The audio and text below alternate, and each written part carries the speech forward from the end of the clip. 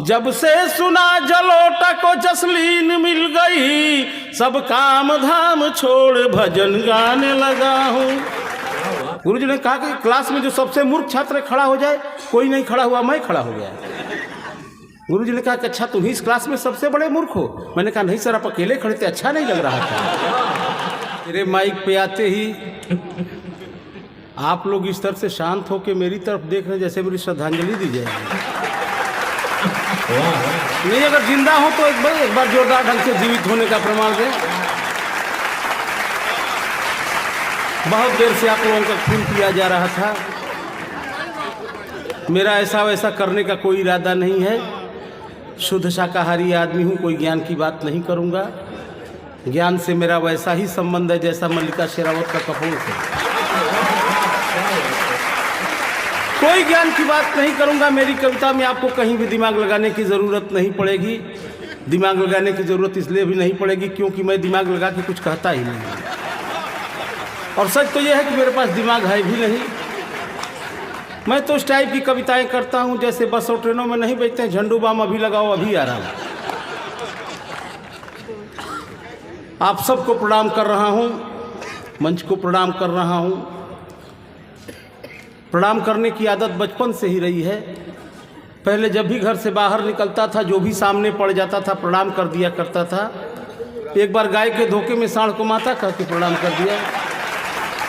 क्या हुआ कुछ पता नहीं चला। एक हफ्ता बाद जब होश आया तो हॉस्पिटल में पड़ा था। तब से प्रणाम करना बंद कर दिया। और आदरणीय प्राचार्य जी, ये प्रणाम करने के भी खामियाजे भुगत जाने पड़ते हैं। कल मैंने एक बुजुर्गवार को प्रणाम किया। छूटते ही उन्होंने आशीर्वाद दिया कि फजीहत जी खुश रहो, आबाद रहो, यहाँ रहो चाहे इलाहाबाद रहो, तुम्हें न ज्वर हो, न जूड़ी हो, न खांसी हो, तुम्हारा घर स्वर्ग जैसा हो, तुम स्वर्गवासी हो। अभी संगम जी आए थे, प्यार मोहब्बत की बात कर रहे थे, बड़ा अच्छा लग रहा था। वरना आजकल तो प्यार इस टाइप का हो गया है कि भिगोया धोया हो गया। उसके रोज रोज आने को प्यार समझ बैठे, एक रोज नहीं आई हम अतवार समझ बैठे। तो आजकल तो प्यार इस टाइप का भी हो रहा है। बहुत अच्छा कार्यक्रम चल रहा है। आदरणीय भूषण त्यागी जी ने, आदरणीय प्राचार्य जी ने, आप लोगों ने बहुत अच्छा कार्यक्रम सजोया है। कुछ बातें करता हूँ पिछले काल में। अभी हम लोगों का राष्ट्रीय पर्व वैलेंटाइन डे आने वाला है जी। अगर राष्ट्रीय पर्व घोषित नहीं है तो घोषित हो जाना चाहिए। मैं वैलेंटाइन डे को राष्ट्रीय पर्व कहता हूं तो बुजुर्गों को खराब लगता है, और खराब इसलिए लगता है कि इनके ज़माने में था ही नहीं। अब हम लोगों के ज़माने में वैलेंटाइन डे आया है तो इन लोगों को बुरा लगता है। लेकिन सही बताऊं कि पिछली बार वैलेंटाइन डे के दिन मैं भी पार्क में चला गया था। संचालक जी आपकी कसम खा कर रहा हूँ, पिछली बार वैलेंटाइन डे के दिन मैं भी पार्क में चला गया था। मैंने एक लड़की को फूल दिया। जैसे ही फूल दिया उसने खींच के एक थप्पड़ मारा। मैंने कहा मैडम ये क्या मजाक कर रही हैं, वैलेंटाइन डे के दिन इतने प्यार से मैं आपको फूल दे रहा हूँ, आप मुझे थप्पड़ मार रही हैं। लड़की ने कहा परेशान मत हो, ये अपने अपने चुनाव चिन्ह की बात है। अब मजा लीजिएगा, तालियां बजेगा। लड़की ने कहा अपने अपने चुनाव चिन्ह की बात है, तुम्हारा चुनाव चिन्ह फूल और मेरा चुनाव चिन्ह।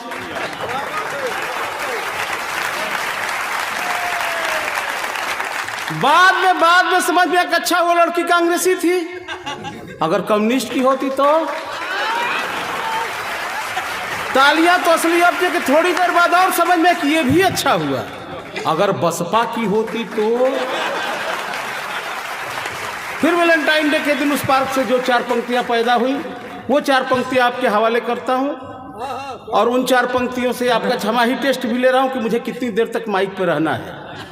ज़्यादा देर तक माइक पर रह के अपनी इज्जत आबरू खतरे में डालना नहीं चाह रहा हूँ। वैलेंटाइन डे के दिन उस पार्क से जो 4 पंक्तियां पैदा हुई आप तक रखता हूँ कि अपनी दिलकश अदाओं से निमंत्रण मूक देती है, अपनी दिलकश अदाओं से निमंत्रण मूक देती है, गिरा के हुस्न की बिजली मेरा दिल फूंक देती।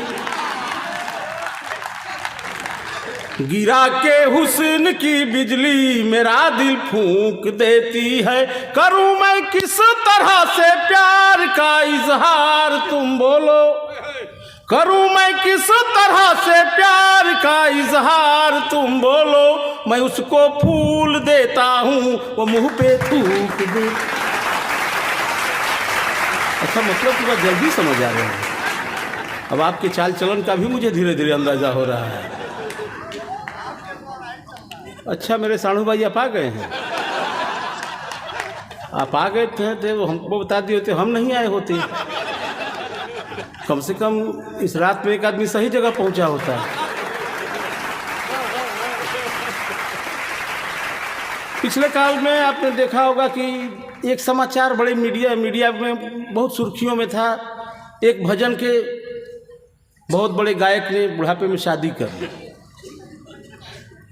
बात वहीं से शुरू कर रहा हूं कि मन मीरा सूर तुलसी में बसाने लगा हूं, मन मीरा सूर तुलसी में बसाने लगा हूं, पद भक्ति के रागों को गुनगुनाने लगा हूं, पद भक्ति के रागों को गुनगुनाने लगा हूं। जब से सुना जलोटा को जसलीन मिल गई, जब से सुना जलोटा को जसलीन मिल गई, सब काम धाम छोड़ भजन गाने लगा हूं।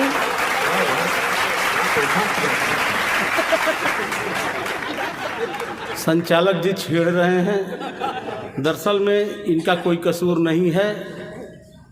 जब हास्य का कवि माइक पे आता है तो ये लोग छेड़ने लगते हैं। और मेरा इनसे आदरणीय से कुछ इस तरह का संबंध है, आदरणीय त्रिपाठी जी से, ईश्वर चंद्र त्रिपाठी जी से मेरा कुछ इस तरह का संबंध है जिसके चलते ये मुझे छेड़ा करते हैं। मैं बता रहा हूँ आदरणीय से मेरा क्या संबंध है कि ये टापू हैं, मैं खाई हूँ। ये टापू हैं, मैं खाई हूँ। ये ओरिजिनल हैं, मैं परछाई हूँ। ये टापू हैं, मैं खाई हूँ। ये ओरिजिनल हैं, मैं परछाई हूँ। भ्रष्टता में हम दोनों अव्वल हैं, क्योंकि ये आशाराम है, मैं नारायण साईं हूँ।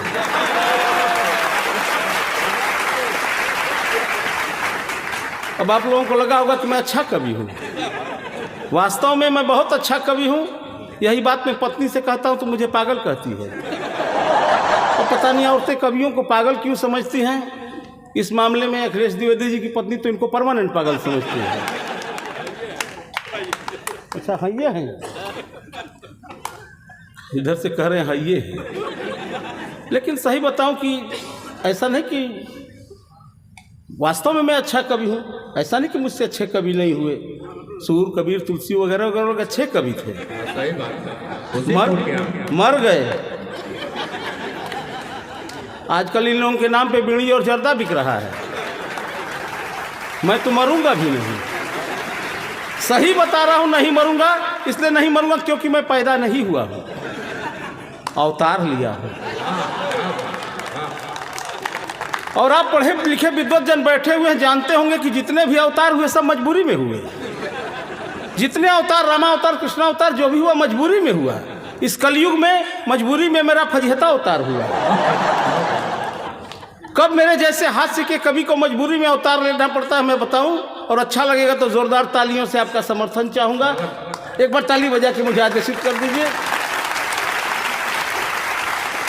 कब मेरे जैसा हास्य का कवि मजबूरी में अवतार लेता है कि पत्नी हो रण चंडिका, मेहरी हो रण चंडिका, पत्नी हो रण चंडिका, चोट्टा ससुरासार।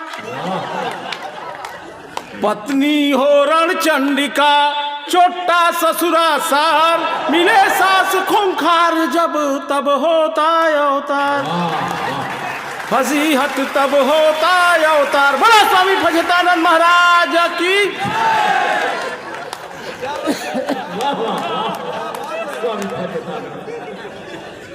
अच्छा आप लोग मान गए कि मैं अच्छा कवि हूँ। मैं आज ही से अच्छा नहीं हूँ। बचपन से ही सर बहुत टैलेंटेड रहा हूँ। बचपन में कक्षा 3 में जब नर्सरी में पढ़ रहा था तो गुरुजी ने कहा राम के बाप का नाम बताओ। मुझे नहीं पता। पता तो आजकल के मास्टरों को भी नहीं होता। नहीं नहीं, लेकिन बताना पड़ता है, ये उन लोगों का टेंशन होता है। गुरुजी ने कहा राम के बाप का नाम बताओ। मुझे नहीं पता। बगल वाले छात्र ने मेरी मदद की। उसने कहा बोल बोल दशरथ दशरथ। मैं झट से खड़ा हो गया। मैंने कहा दशरथ। गुरुजी सवाल आगे बढ़ाते बोले दशरथ के बाप का नाम। इस बार मुझे तनिक भी देर नहीं लगी। मैंने कहा बीसरथ। गुरुजी की सिट्टी पिट्टी गुम। मैंने कहा पूछो पूछो गुरुजी, 10 का पहाड़ा पूरा याद है। राम क्या उनके पूरे खानदान का नाम बता सकता हूँ। कुछ दिन बाद गुरुजी ने फिर कहा कि क्लास में एक दिन जी इस क्लास में जो सबसे मूर्ख छात्र खड़ा हो जाए। गुरुजी ने कहा कि क्लास में जो सबसे मूर्ख छात्र खड़ा हो जाए। कोई नहीं खड़ा हुआ, मैं खड़ा हो गया। गुरुजी ने कहा कि अच्छा तुम ही इस क्लास में सबसे बड़े मूर्ख हो। मैंने कहा नहीं सर, आप अकेले खड़े थे, अच्छा नहीं लग रहा था।